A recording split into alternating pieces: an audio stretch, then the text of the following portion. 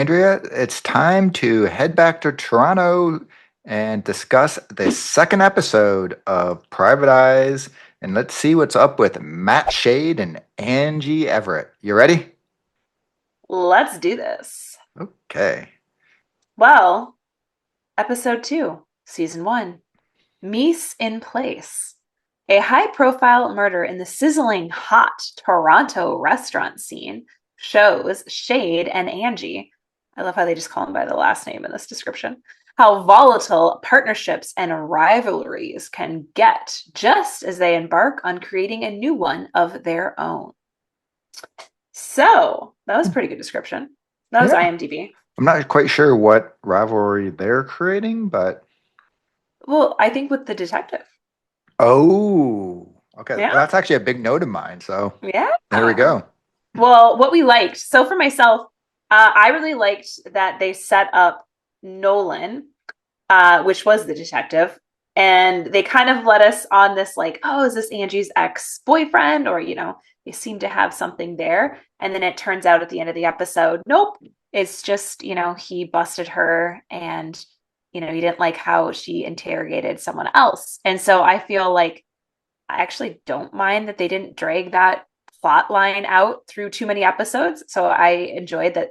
I had that at first in my notes as, oh, who is this guy? We've got more questions. And then I had to erase it and then kind of change my notes as the end of the episode. It resolved very quickly. And I'm like, great. I didn't need it to go on because I think we have enough other storylines that we can kind of pull from. I think I'm intrigued for more episodes based on what they gave us. Having that like, hey, actually, I did get in trouble for whatever she was doing Right. with some investigation. So we have that kind of up in the air of what was that? Was that attached to her? Now we know for sure that is her father.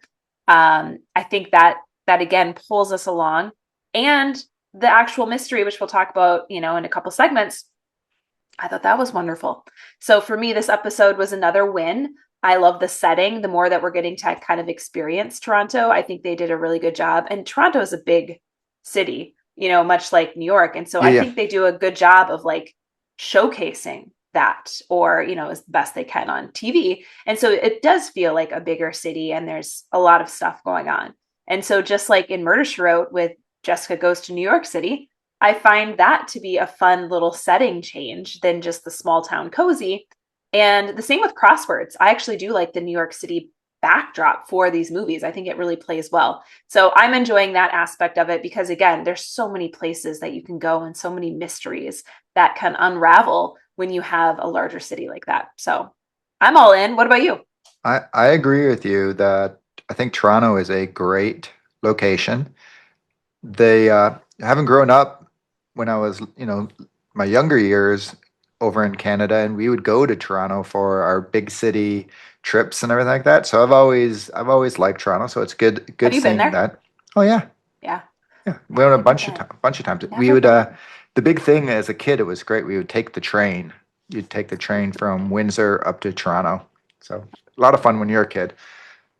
I haven't taken a train actually since, but well, like the little train around the zoo with the kids when they were little, but that doesn't count. The Arizona doesn't have as many trains. For me, like I know you love the settings and everything like that. Me, I love the Epicurean mystery. So, give me that restaurant thing. I'm going to be in on that. I couldn't agree more. You called him Nolan, his last name. I call him Detective Derek, his first name. I agree. I was really intrigued. They came in. It's like, ooh, what is this? Because there's the tension. There's something there, and like you said, they resolved it. But what they did was they sort of gave us another little layer to Angie of, okay, she's maybe not totally by the book because she gets on Matt Shade about, um, you have to follow the rules, this, that, and the other. So did she learn or what? So she's got a little background going on. So that intrigued me. And it keeps me going. And I'm liking the characters that, for me, I'm really liking the fact of these characters that really drive it. The other thing is the banter between the two of them. I think it's really good. It's just fun. It's snappy. And when I looked, Alan McCullough is the guy who wrote it. And it's not a surprise. What else did he write? the Spencer sisters. And that was one of the things that I personally loved about the Spencer sisters was the banter. Now, granted, it's not mother-daughter, which I know you thought they got a little bit sometimes a little too harsh at each other. But I think for having, the partners, associates, colleagues, whatever they are going to be called, I think it's really working well with this. She comes back uh, with some really good lines at him. So I think that's just a lot of fun. And then I think that the two of them, they just have a nice fluid chemistry between the two of them. They're working really well together. And I really like the fact that, you know, you have Matt who's not oblivious to the fact she's very attractive, but they don't, at this point of the series, they're not doing the will they, won't they. They're just getting to know each other. And he just pretty much is like, oh, yeah, I'm working with this very attractive woman kind of thing. And she just, beats him down. But I love it how the fact they don't make us go there. And to be honest, I don't know if they ever are going to go there, if they always keep just that tension there, but we've talked about it a bunch. They don't have to be romantically involved for it to be fun. So here's to saying if they are romantically involved, it's way down the road. Well, what we didn't like, for me, like really the only things I could think about, and this is very nitpicky, is we didn't have enough Jules. Like we didn't have his daughter a ton. And then his dad wasn't in this episode at all. So, all right. He, no, I watched it in two parts. So as I said that, I was like, wait, was he, he in the first part? And I he, I'm like a pretty scene. sure he had a scene. Like, yeah, he was Yeah, not very little. anything really that was notable. Right. If he, I guess I'm pretty sure he was. I will That's I admit, know as soon as I said that, I was like, wait, was he in that kitchen? I feel like there was a scene maybe. But again, it's very forgettable that neither one of us can be like, well, yep, he was for no, sure in it. I cheated So and I skipped ahead and I've watched the next episode too because I was oh, enjoying it. Eric. I know. I was going to actually right before we recorded, but I turned on Murder She Wrote instead. So all of a sudden I'm like, I you may be Was it? right because I could be thinking of the next episode. He's Yeah. definitely in the next episode. But Well, what about you? Is there anything you didn't like? so for me, I don't want to say I don't like it, but it does seem like it's really driving by the characters, and the actual show is somewhat formulaic. So, but it's not making me not enjoy it any less because once again, as I just said, those characters, I'm really getting into the characters, a little bit of the backstories, this, then the other. But actually, the plots. It seems like we've seen these things multiple times in other mysteries. So it's we have yet to have anything that's like truly unique of a story, but we are getting good characters. So, like I say, not bothering me. I'm still going. Obviously, I was so into it, I cheated and went ahead and watched the next episode. So I can't say it's like a deal killer. Oh. Well, then the actual mystery. So it's funny that you mentioned the Spencer sisters because that's in my notes for it. I said this episode happens to remind me of the restaurant one from the Spencer sisters. So that makes complete sense why it did. I was just thinking, I'm like, oh, maybe it's just because we just watched that restaurant one, but then now knowing that they had their hand in it, I can see that. And again, it's not like it was bad or good. I enjoyed that. I enjoyed both episodes. I think they were different enough, but yet there was kind of a thread underneath. Was that actually your favorite Spencer sister, by the way? I know you liked. I know you really liked that one. Probably not. I did really like that. Right. Okay. I think the one that's sticking out is the actress one and one Okay. towards the end, if it wasn't the last one. But again, I really enjoyed that restaurant one. I enjoy the restaurant kind of, I guess episodes. And I mean, think about my Murder She Wrote. That's my Right. favorite one. It's the restaurant. So, and Gourmet Detective, obviously, we both enjoy that. So it does hold a special place because I think they can do so much unique things, or it's an interesting, like, kind of place or setting again to be in. Is you can pull different threads in a restaurant because there are so many different personalities. Even if I think about like reality TV, I really enjoyed Vanderpump Rules, which was originally like when it first aired years ago, like a restaurant, and so it was kind of the behind the scenes there. So I enjoy that. It worked for me. I thought the mystery was great. I didn't solve it. I also was half paying attention in the beginning, and then I started paying attention the second half of it. So I will say again, I watched it in two settings because my week is very hectic, and so I will say I was half paying attention at the start, but then today I finished it, and I really was liking that second half. And I must say, I was like, who is this chef person that did it? Because I don't even remember seeing her in the first half. So, whoops.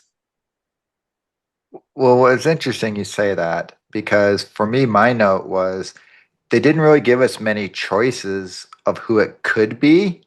And they had the one scene with her at the beginning, which you obviously were not paying Totally was not attention, paying attention. where she like is the assistant. She's standing up for the main chef and goes out and does the scene. So I was like, "Yep, she's the one." So as I just Missed got that. saying, it's pretty formulaic and it stuck to the formula for me. So I knew it was going. I thought for a little bit though that maybe they were going to get very, twist the script and actually have Robin actually be the killer. And so him thinking, oh no, she couldn't do it, this, that, and the other. And it would Oh, have been a nice twist had his friend actually been a killer. But nope, they stuck to the formula. That one person who, like you say, has that one little scene there where you're like, all right, there's a character because you knew it wasn't going to be the main chef because that's too obvious. So, is still fun and it kept me engaged. And I had a little bit of doubt, but then when it was who it was, I was like, yep, that's who I thought. see, if you half pay attention and multitask as you watch, you will completely be like, wow, I'm so surprised. Who is this person? Have we met them?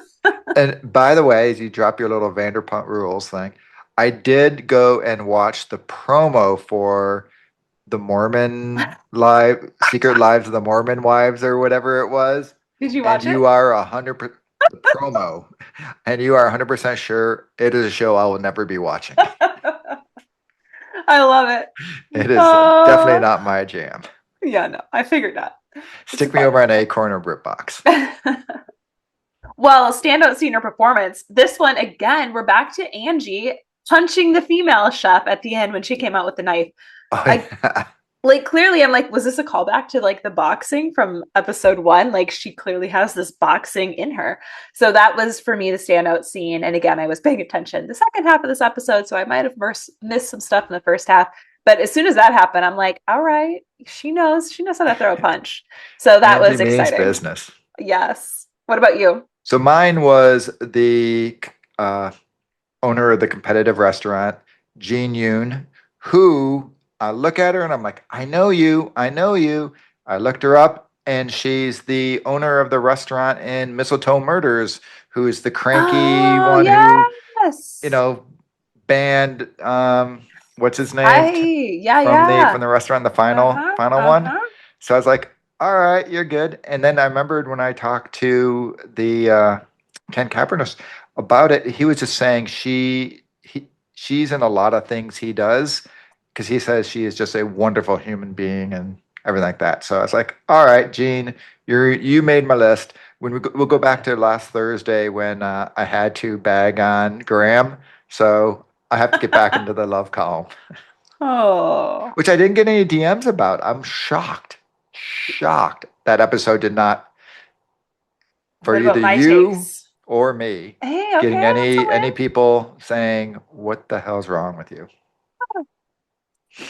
Well, any final thoughts on this one? For me, I I think I'm gonna probably turn it on and watch, episode 3 here when we're done recording tonight. One, so I can get a jump start for my review for next week, and two, I enjoy it. And I do want to keep going, which is again always a good sign. Like my Rosemary and Thyme, I've kind of stopped.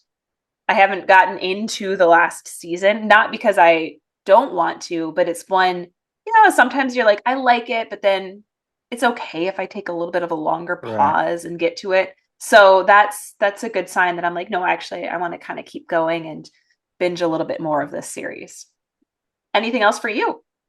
I really like the introduction of Detective Derek, Detective Yes. Nolan, whatever. I'm Yeah. hoping that he stays on as a constant nemesis to the two of them because I think he's a great antagonist and I'd liked his character.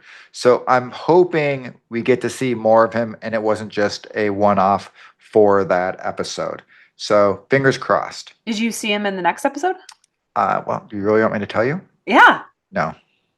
Oh, bummer. I was I thinking he would be know. a. Oh no. So that's Okay. why I'm a little nervous. I wrote this, and after I watched the next one, I was a little nervous. But there's a very good reason why you don't see him potentially. Okay. So Okay. then also, while I did not have anyone get mad at me for bagging on Graham, I did have someone send me a bad message about not liking Hall and Oates, Private Eyes, Nah. and said it had to be because I just didn't grow up with there, so I don't understand it. To which my response was, no, I did grow up with Hall and Oates, and that is exactly why I do not like Hall and Oates. Because I had to live it already, and I don't want to live it again. I am loving though the Dear Rouge version, and I'm so bummed out. I tried to download it to or upload, I guess, to Spotify, add it to a playlist. Can't find it. It's Oh, they have a bunch of songs. They're like a legit band. Just the Private Eyes, for whatever reason, isn't there. So producers or whoever is in charge of that, get it up on Spotify. You have at least like they're one listening to download. us right now, Eric. I'm sure. Who is not listening to Okay, us? Eric.